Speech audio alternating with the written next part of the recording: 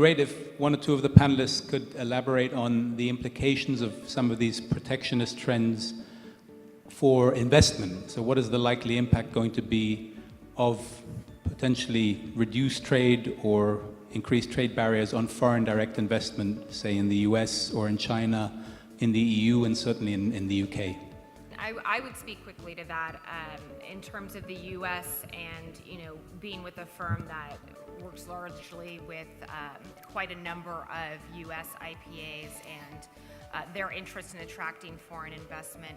It does become difficult because there are several things. There are the trade policies, and part of that is also just what creates a perception of, unfriendliness toward international enterprises, as well as, the idea that investment also often follows trade, right? So if you're investing and serving so many customers in the US market, and now that becomes difficult, you're less likely to do an expansion to, get into proximity of those customers. And then the other thing that we haven't, spoken about that does also concern me is related to immigration rhetoric as well.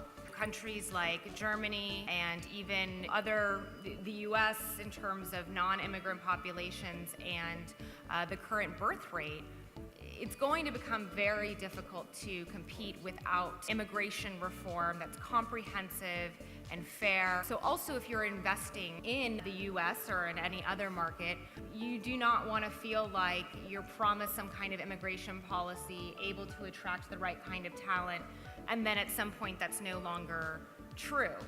Additionally, there have been lots of reports about the return on investment in terms of taking in immigrants and training them and having them contribute to the economy, especially when you have a low birth rate. In addition to protectionist trade policies, I do see a lot of that rhetoric is consistent with harsher immigration policy, because it all kind of goes back to this misguided nationalism.